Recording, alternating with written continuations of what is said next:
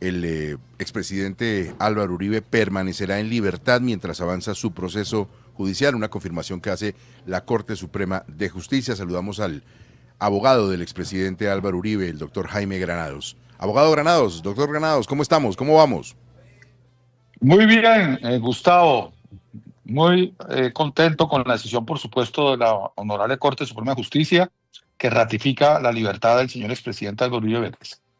¿Había algún riesgo real, evidente, de que no hubiera podido ser así? Pues en derecho, a nuestro juicio, no lo había. Sin embargo, sabes muy bien que siempre hay la posibilidad de tener criterios divergentes. De hecho, esta fue una decisión que no fue unánime, fue dividida 2-1, y la postura del magistrado que salvó el voto, el doctor Jason Chaverra, fue una postura basada en un criterio de coherencia, porque en casos anteriores, muchos, él ha sostenido que no cabe tutelas cuando hay apelaciones en curso. Afortunadamente, la sala mayoritaria, con ponencia del magistrado Diego Corrós Beltrán, logró sacar una decisión que dejó claro cómo había que respetar el precedente constitucional de la sentencia SU 220 del 24 y por qué, si bien es cierto, las reglas generales es que cuando hay una apelación no procede la tutela, en casos realmente excepcionales como este que nos ocupa, sí sería. ¿Y por qué? Ni más ni menos porque aquí hubo una afectación grave del modelo constitucional que protege la libertad de las personas en un proceso penal. Aquí la señora juez 44, Sandra Heredia, afectó ese derecho fundamental de la libertad, el principio pro libertatis y pro homine, a través de una motivación aparente, es decir, no cumplió con su deber constitucional de motivar el por qué se privaba de la libertad a Álvaro Uribe Vélez con la sentencia de primera instancia cuando no ha cobrado fuerza ejecutoriada, y por eso, en buena hora, la Corte ratifica esa decisión del Tribunal Superior de Bogotá. Se lo pregunto únicamente para establecer lo que puede haber pasado por la mente de los magistrados. ¿El expresidente Álvaro Uribe tiene algún antecedente penal? Claro que no, ninguna naturaleza.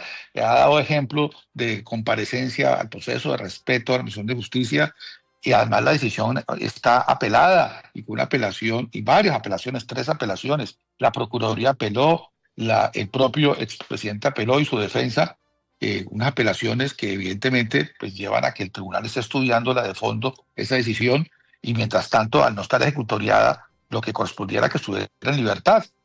Pero si iba a afectarse su libertad, tendría que estar debidamente motivada, y esto fue lo que no ocurrió. Y esto es algo que realmente es bueno que la opinión pública tenga claro, que no es la primera tutela en donde se resuelve así. Ha habido otras anteriores que han determinado lo mismo. Aquí lo que hizo la Corte fue ratificar una línea jurisprudencial que ya tiene un par de años en esa dirección. Pero además, en este proceso que nos ocupa del señor expresidente Álvaro Uribe Vélez, es la tercera tutela que ganamos confirmada por la Corte Suprema de Justicia. Es decir, en donde un juez 3 veces ha tenido que ser corregida por el tribunal y por la Corte Suprema de Justicia porque se ha extralimitado o ha faltado sus deberes constitucionales. Usted mencionaba, doctor Granados, y me parece muy importante para la claridad, que el magistrado Chaverra, hasta hace poco el presidente de la Sala Penal de la Corte Suprema, salvó su voto en una decisión de 12 páginas.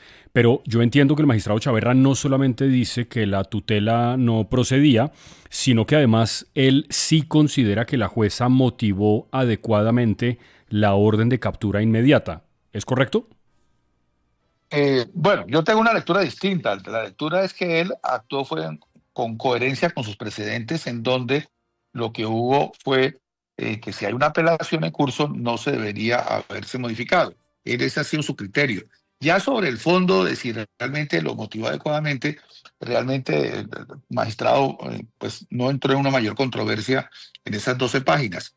Y creo yo que ese salvamento de voto, leído en consonancia con la decisión de 37 páginas de la mayoritaria, deja ver claro que es su postura personal, coherente, respetuosa sin duda, pero que la mayoritaria, que es la que mejor se acompasa con la sentencia de unificación de tutela 220 del 24, porque recordemos, es que fue la Corte Constitucional que es la cabeza del control constitucional en Colombia, y como tal, sus decisiones de unificación de tutela son de obligatorio cumplimiento, fue la que determinó que la apelación, por regla general, no es un mecanismo idóneo y suficiente para proteger la libertad en estos casos, y que para que pueda hacerlo requeriría unos condicionamientos muy estrictos y que evitar una tutela, que en el caso concreto de Álvaro Uribe Vélez no se cumplió. Así lo dijo el tribunal de manera unánime y así lo dijo en esta decisión de componencia del magistrado Diego Corredor de manera suficientemente explicada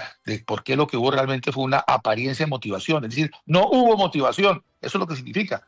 ¿Y cómo puede una persona verse afectada su libertad sin motivación, una motivación aparente, afectando un principio constitucional recogido en los artículos 2 y 295 de la Ley 906 de 2004, como es el principio de afirmación de la libertad, principio pro libertatis, que se desprende una conceptualización humanista del derecho penal propia del principio pro homini? O sea, yo creo que la decisión es bastante rica, bastante importante, reiterativa de esta jurisprudencia, y que aplicada al caso del señor presidente Uribe Vélez muestra cómo ha habido un patrón de afectaciones de sus derechos, porque repito, ese es el primer caso que yo conozco en la historia de Colombia que 3 veces ha procedido una tutela contra decisiones tomadas por un juez de la República. Doctor Granados, para ilustración de nuestros oyentes, ¿esa libertad del expresidente Álvaro Uribe tiene alguna limitación en cuanto a la temática de lo que hace o una limitación de tipo territorial? ¿Hay algún límite? Gustavo, ninguno. Él se presume inocente, no tiene ninguna limitación, como en el pasado, desde que existe este proceso, desde por lo menos julio 25 de 2018, él puede desplazarse a cualquier lugar del territorio nacional, fuera de él también. Simplemente lo que debe estar es compareciendo cuando sea requerido. ¿Y cuándo será la próxima comparecencia? El momento en que el Honorable Tribunal Superior de Bogotá resuelva la apelación que presentamos. En ese momento seremos citados a conocer en una audiencia de lectura la decisión que determinó el tribunal al desatar la apelación.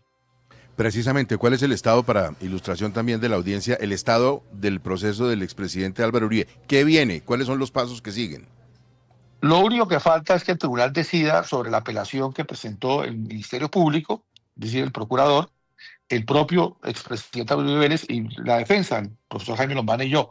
Esa apelación es 3 apelaciones que fueron contestadas por la Fiscalía y por los abogados de las alegadas víctimas. Tendrá que ser resuelta cuando lo considere el tribunal.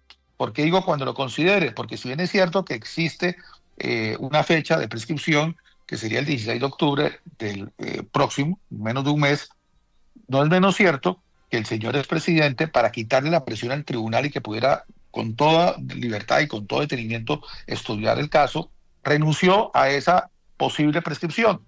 ¿De qué depende ahora? Del tribunal, lo que él decida. Si lo quiere resolver antes del 16 de octubre, está en su derecho el tribunal para hacerlo, o si lo quiere hacer después, lo puede hacer cómodamente, porque ya no existe ese fantasma de la prescripción.